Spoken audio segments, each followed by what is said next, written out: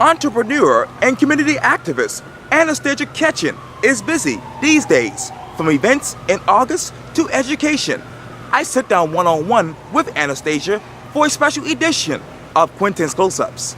And be sure to download the free Quintin's Close-Ups app in your Apple or Google Play stores. Anastasia Ketchen. Yes, hi, how are you? Good to see you again. Yes. Absolutely. I know that we did an interview here a year ago, and I know recently you just emailed me and you basically want to talk about two events coming up. Yes. The Purple Pizzazz, Purposely Walking in Your Greatness, and The Power of She. Absolutely. Why those events? Why now? Well, this is actually going to be our third year doing the conference, our second year doing The Power of She. And that takes place in August, on August 11th, which I'm really excited about. But that and the Purple Pizzazz, both have to do with equipping our women and young girls, all of our youth, because we're also catering to our men this year, to really give them this sight that they need to continue in our community, to unite, and to be able to function, be self-sufficient, especially to our women and young girls. That way they don't have to stay stuck in a toxic relationship. You talk about sight. What does that look like? So, well, what that means is we're going to give them resources. We're going to motivate them, first of all, empower them, and get them to understand the tools that they have are already inside them. That's why the Purple Pizzazz is called Purposely Walking in My Greatness. See, a lot of us don't understand that we're ordained by God and we're already gifted, and we each have a purpose. Sometimes the tools that we're searching for elsewhere that we think other people want us to have are already inside us. So what we're doing is trying to help people pull that out of them so they can understand that you are very powerful and will impact lives. Even if it's just one, that one life will touch another and another and another. Purposely walking in your greatness. How are you walking in your greatness right now?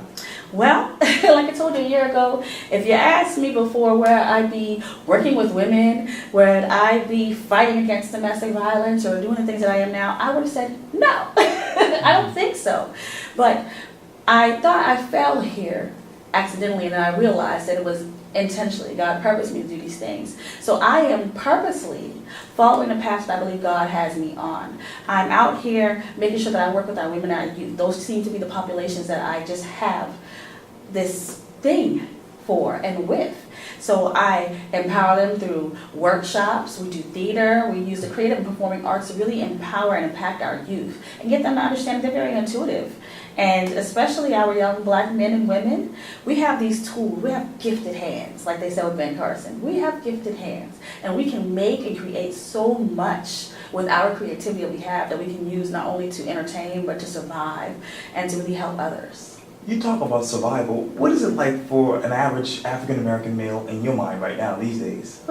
First off, I feel like, and not just these days, it's been happening for a long time, but it's happening even more so. And it's happening to younger men. I feel like they wake up each day living in fear.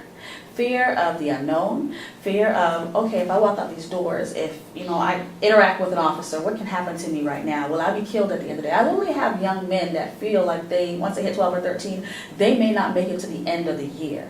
They're not only afraid of the police, they're afraid to go to school because the school to prison pipeline is so real, especially here in Charleston.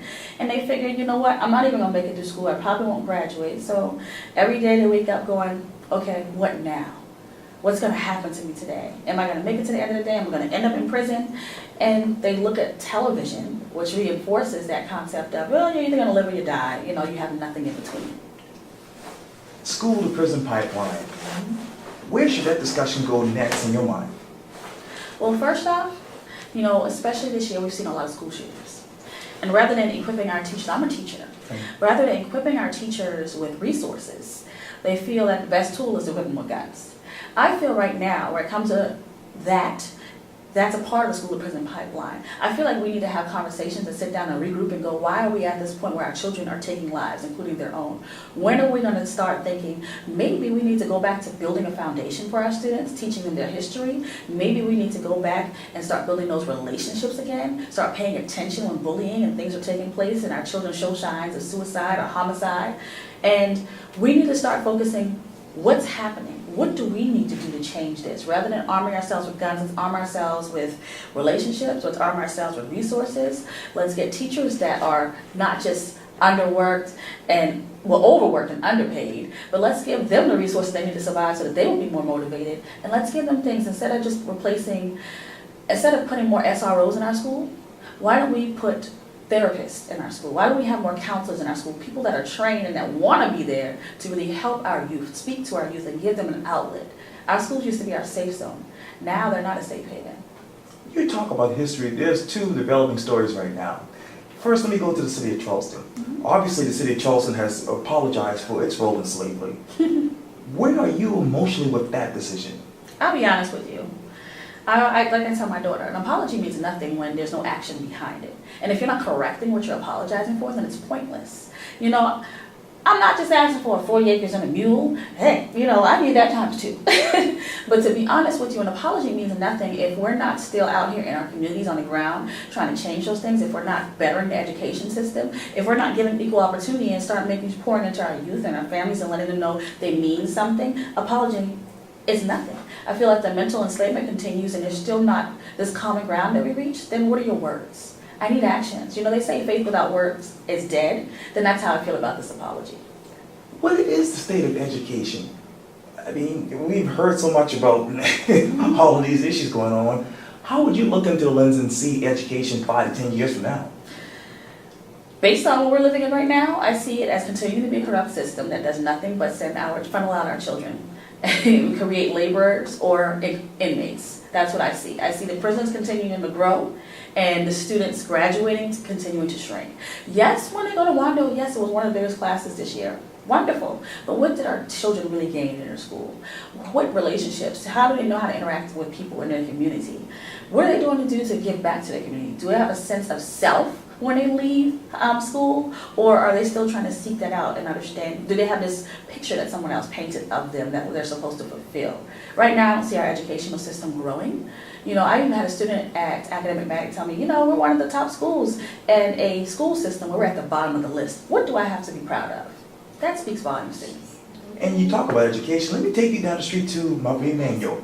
Obviously, we are remembering the victims 3 years later after that horrendous event that took place at the church.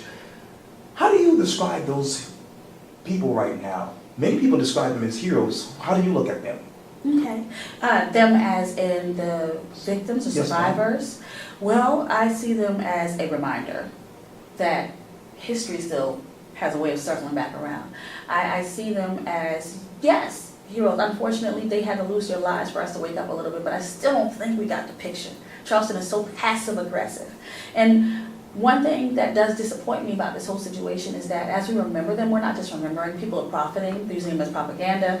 They're continuing to reenact things, and people aren't giving an opportunity to really heal right now. So I see them as a reminder that we need to get our act together. We need to wake up and pay attention to what's going on around us and be realistic with what's happening in our society.